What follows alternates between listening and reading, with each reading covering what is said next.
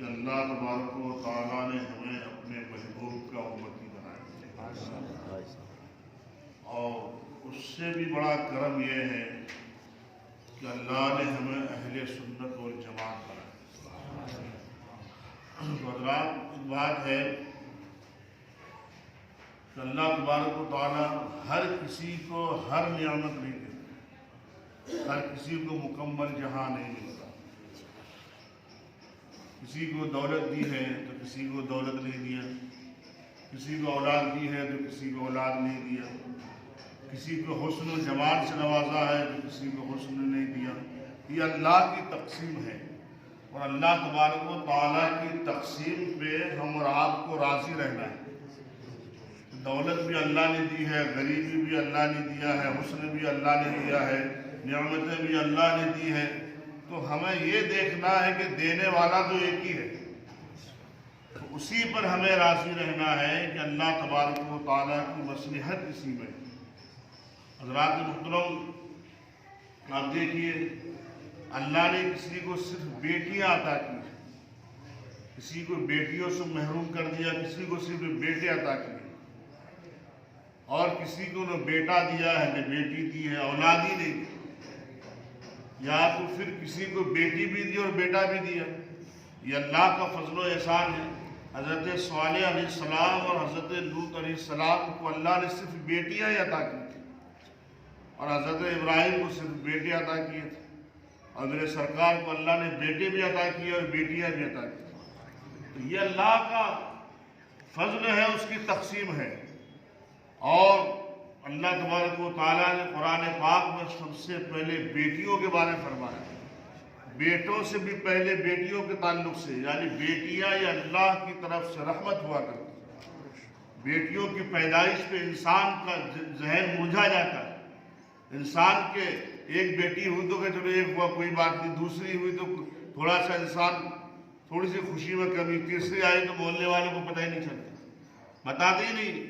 کسی نے پوچھا بھائی کیا ہے، وہ بیٹی ہوئی تھی۔ ارے بھائی، بیٹی ہوئی تھی کس انداز میں بول رہا ہے، کس کا اپمان کر رہا ہے؟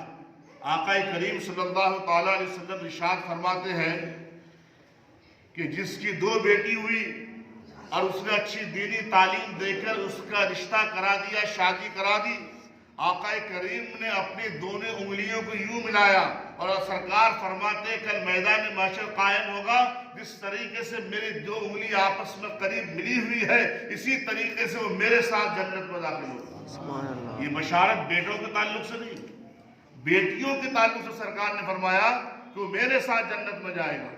کہیں کوئی حدیث میں نہیں ہے کہ بیٹا ہوں گے تو اس کے ساتھ جنت میں، لیکن بیٹیوں کا مقام کیا ہے، قربان جائیے۔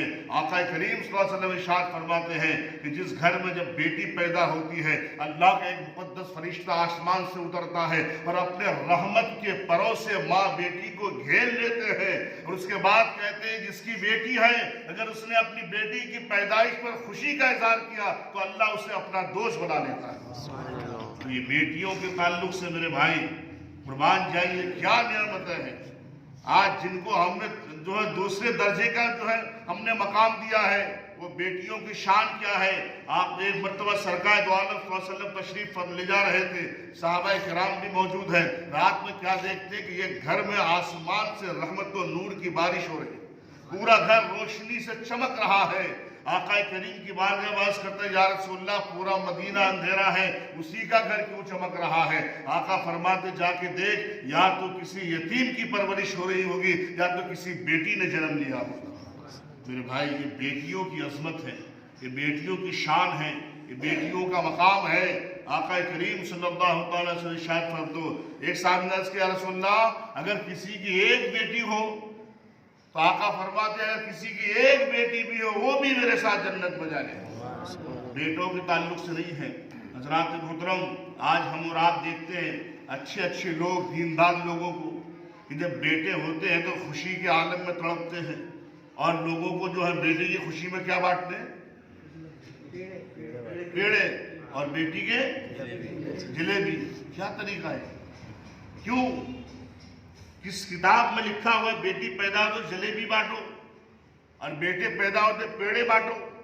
یہ کیوں؟ کس کے ساتھ ناانصافی ہو رہی ہے؟ किस बेटी का अपमान कर रहे हो? आका करीम सल्लल्लाहु अलैहि वसल्लम ने इरशाद फरमाए, बेटियां तुम्हें जन्नत में ले जाएगी। आज लेकिन उसके बरक्स होता है, लोग अपने बेटों के ताल्लुक से खुशियां मनाते हैं, पेड़े बांटते हैं, शान सीना चौड़ा हो जाता है कि मेरा बेटा पैदा हुआ, सिर्फ इसलिए कि बुढ़ापे का जो है सहारा बनेगा, ये बुढ़ापे में काम आएगा, ये हमारे साथ रहेगा, जमीन और जायदाद उसी के नाम करते हुए ये हमारे घर का इकलौता चिराग है, ये हमारा बेटा है, ये हमारा नाम रोशन करेगा, ये हमारा खानदान रोशन करेगा। इसी बुनियाद पर तुमने बेटियों के साथ नाइंसाफी की है, तुमने बेटियों की पैदाइश पर जलेबी बांटी और बेटे की पैदाइश पर बड़े बड़े पेड़े आधा किलो के बांट रहे हो। अफसोस का मकाम है, ये अल्लाह राजी नहीं होगा। अल्लाह उस वक्त राजी होता है जब तू बेटियों की पैदाइश पर जो पेड़े बांटता है, और जो बेटियों की पैदाइश में जो है बेटों से ज्यादा एहतमाम करना चाहिए। आका करीम इरशाद फरमाते हैं, जिसके घर में एक बेटा हो और 3 बेटियां हो, अगर बाहर से सफर से आओ, कोई चीज लेके आओ तो सबसे पहले बेटियों के हाथ में, सबसे पहले हम क्या कहते हैं, ये तो पराया धन है, पराया धन। शर्म नहीं आती, मुझे अफसोस नहीं होता, पैदा तूने किया और पराया धन है वो। अल्लाह अकबर। आज हुआ क्या है, तो दुनिया के सहारे के लिए बेटियों को जो है साथ खिलवाड़ तुमने किया है।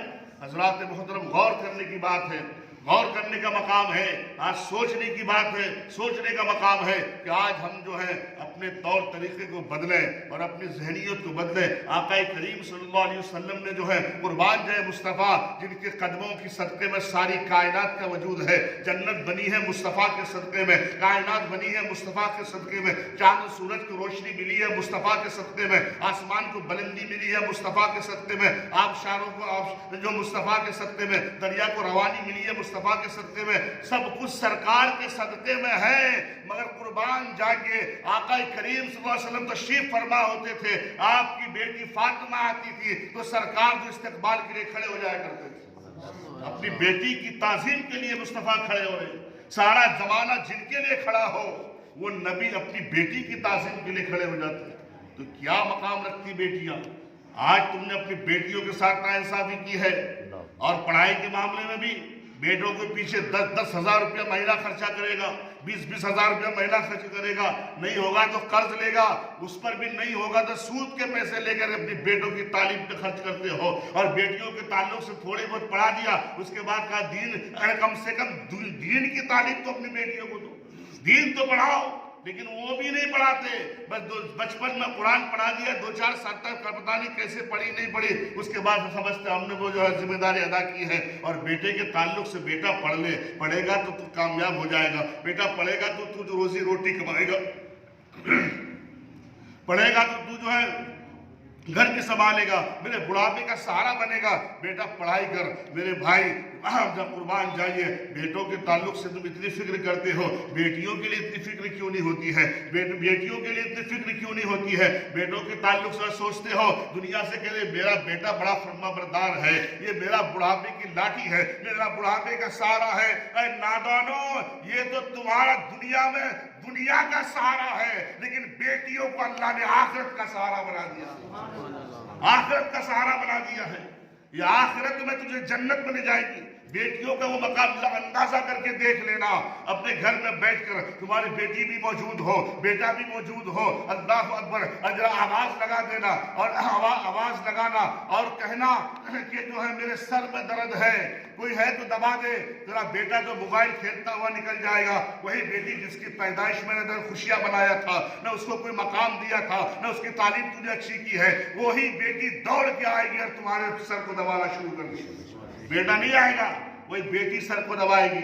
मेरे भाई, ये बेटियों का मकाम है, ये बेटियों की अजमत है, ये बेटियों का जो है जहन और दिमाग है। लेकिन हम और आप हैं, हम और आप ने जो है अपने बेटियों को, 3 बेटी पैदा हो गई तो सोचता है क्या होगा। अब वो माँ, उस पर भी जुल्म, एक हो गई तो कोई बात नहीं, खुशी मनाते, दूसरी हो गई तो सास का जो चेहरा उतरता है, ससुर का भी चेहरा उतर जाता है, और जो दामाद वो जो शोहर का भी चेहरा उतरता है। अब वही बेचारी दूसरी हो गई टेंशन, तीसरी में तो बड़ी परेशान होती कि मौला परवरदिगार तेरी तकसीम पे तो मैं राजी हूँ, अगर तूने बेटी दिया तो मैं तो कबूल कर लूंगी, लेकिन ये ज़माना कबूल करने के लिए तैयार नहीं है, इसका बाप कबूल करने के लिए तैयार नहीं है। मौला रुसवाई से बचा ले। ये बेटियां फिक्र किया करती है। अफसोस की बात है, अफसोस का मकाम है, उन बेटियों के ताल्लुक से ऐसे जहन और दिमाग मत बनाओ। ये बेटियां तुम्हारी जन्नत का सहारा है, आखिरत का सहारा है। एक शख्स था जो है उसकी 6 बेटियां पैदा हो गई। उसने जो कहा कि अपनी बीवी से जाकर के कहा, सुनो अगर तूने 7वीं बेटी को जन्म दिया तो तुझे भी कत्ल कर दूंगा, साथ में तेरी बेटी को भी कत्ल कर दूंगा, इसलिए खबरदार अगर तेरी 7वीं बेटी पैदा हुई तो तुम मेरे वार्निंग को जो है याद रखना, तुझे कत्ल कर दूंगा। अब उसकी बीवी हामिला थी। अल्लाह अकबर, कुर्बान जाइए। अब ये परेशान हाथ रहा करती थी, ऐ मौला क्या होगा अगर बेटी पैदा हो गई तो जान का मामला है, अब बेटी पैदा हो गई तो अब क्या होगा, ये मुझे कत्ल कर देगा, मेरी बच्ची को भी कत्ल कर देगा। इसने धमकी दी है। बिस्तर में पड़े होकर आंसू में आंसू थे। अल्लाह की बारगाह में अर्ज करती, मौला परवरदिगार तूने एक बेटी दी मैंने कबूल किया, तूने दूसरी दी मैंने कबूल किया, तूने तीसरी दी मैंने कबूल किया, तूने चौथी दी मैंने कबूल किया, तूने 5वीं दी मैंने कबूल किया, तूने 6ठी दी मैंने कबूल किया। मौला अगर तू 7वीं भी बेटी दे देगा तो मैं सर झुका के कबूल कर लूंगा, लेकिन परवरदिगार ये जालिम शोहर है, ये मुझे कत्ल कर देगा। ऐ मालिक मौला, ऐ परवरदिगार, रोते रोते उसकी बीवी सो जाती है। शोहर इधर जो है इधर करवटें बदलता है, वो भी सो गया। जब उसका शोहर सोया तो क्या देखता है कि मैदान महशर कायम है, मैदान महशर कायम है, लोग नफ्सी नफ्सी पुकार रहे हैं, एक दूसरे का हिसाब हो रहा है, नेकों को जन्नत में भेजा जा रहा है, गुनहगारों को जहन्नम में डाला जा रहा है। इसकी बारी आती है, फरिश्ता हाथ पकड़ के कहता है इसे जहन्नम में डाल दे। वो कहता है मेरी खता क्या है, मेरा गुनाह क्या है, मेरा मामला क्या है, क्या तूने गुनाह किया है? नेकी के तराजू जो अब नेकियां कम है, गुनाह ज्यादा है, इसलिए रब के हुक्म पर तुझे जहन्नम की वादी में ढकेल रहा हूँ। अल्लाह अकबर। वो कहता है कि फरिश्ते जब इसका हाथ पकड़ के जहन्नम के पहले दरवाजे की तरफ घसीटते ले जाते हैं तो सामने क्या देते, उसकी एक बेटी खड़ी है हाथ उठाकर और कहती है मेरा बाप है, इसने मेरी परवरिश की है, मैं इसे जहन्नम में जाने नहीं दूंगी। उसके बाद फरिश्ते दूसरे दरवाजे की तरफ ले जाते हैं, वहां भी उसकी बेटी दूसरी खड़ी है, वो कहती है मेरा बाप है, इसे मैं जहन्नम में जाने नहीं दूंगी। तीसरे दरवाजे पर 6ठे दरवाजे तक ले गई, 6ठे दरवाजे में उसकी बेटी खड़ी है और उसके बाद 7वें दरवाजे पे देखा तो 7वां दरवाजा खाली था। अल्लाह अकबर। उसकी आंख खुलती है, फौरन सजदे में जाके गिर जाता है, ऐ परवरदिगार मालिक मौला मुझे 7वां बेटा न देना बल्कि मौला बेटी अता करना, ताकि जहन्नम के 7वें दरवाजे से मुझे जन्नत का टिकट मिल जाए, जन्नत का परवाना मिल जाए। तो मेरे भाई ये बेटियों का तकद्दुस है, ये बेटियों का मकाम है, ये बेटियों की शान है। कुर्बान जाओ, इनकी पैदाइश पे खुशियां मनाया करो, इनकी पैदाइश पे जो मिठाइयां तकसीम किया करो, ताकि पता चले कि बेटा तो बेटा है ही, मगर ये बेटियों की शान क्या है, ये बेटियों का मकाम क्या है। अरे दुनिया में बेटे जो है सिर्फ दुनिया के सहारे हैं, ये बेटियां तुम्हारी आखिरत का सहारा है, फिर आखिरत की कामयाबी की मंजिल है। इसलिए बेटियों की पैदाइश पर जो खुशियां मनाया करो, मुंह मत मोड़ा करो कि बेटी पैदा हो गई। एक बात याद रखो, मैं आपसे कहना चाहता हूं, अगर किसी ने किसी बेटी की पैदाइश पर जो है नाराजगी जाहिर की, मुझे बताओ माँ की कोई गलती है? माँ का कोई कसूर है? बच्ची जो पैदा हुई उसका कोई कसूर है? तो फिर कसूरवार किसको ठहराएगा? तो एतराज कहाँ जाएगा? बेटी कौन देता है? अल्लाह। तो मुझे एतराज अल्लाह की जात पे करो, फिर तेरा ईमान कहाँ है?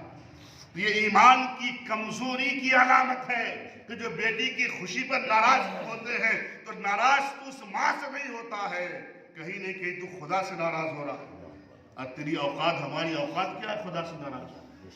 अरे तू अपनी जिंदगी का मालिक नहीं है, तू अपनी सांस का मालिक नहीं है, अपने लम्हे के इधर सलाम फिरा उधर सलाम का पता नहीं है, और तुझे अपना इख्तियार नहीं तो फिर किसी की पैदाइश का इख्तियार तुझे क्या होगा?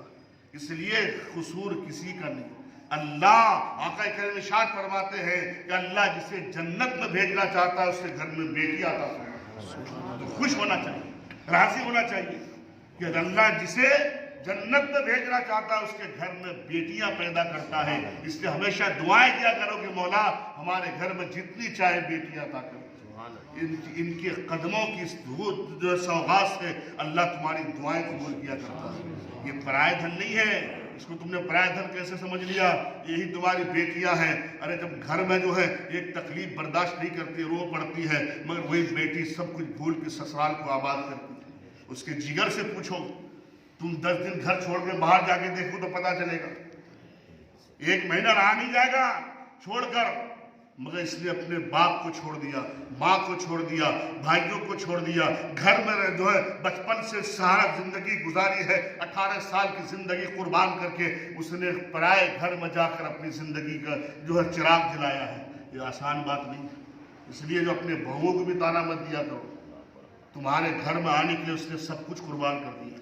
جب بیٹیاں پیدا ہو تو تانے مت مارا کرو، اس سے پوچھو جس کے پیٹ میں بچہ ہوتا ہے تڑپتی ہے مائیں، اور اس کے بعد درد جو ہے جب اگر پیدا ہو جائے بچہ، گھر والے خوش ہو جائے تو وہ درد بھول جاتے ہیں، تو اسی وقت تم نے تانا دیا یہ جو بیٹی ہے تو اس کے دل پہ کیا گزرے، اس کا ایک آنسو زمین میں گرنے سے پہلے اللہ تبارک و تعالیٰ تمہیں نافرمان بندوں میں شمار کر لے گا۔ بات یاد رکھنا، کسی کو تکلیف نہیں، پھر بیٹیوں کا کوئی قصور نہیں، بہو کا قصور مانتے لوگ کہ جو ان کی بیٹی ہوگی بیٹی خاندان میں اس کی بیٹیاں ہیں۔ ارے تو پھر سرکار کے خاندان میں بیٹیاں نہیں تھی؟ آقا کریم صلی اللہ علیہ وسلم نے بیٹیوں کی تعظیم کی ہے، مصطفیٰ جان رحمت فاطمۃ الزہرا کے لیے کھڑے ہو جاتے۔ تو مسلمانوں، اللہ تبارک و تعالیٰ سے دعا ہے مولا ہمیں کہنے سننے سے عمل کی توفیق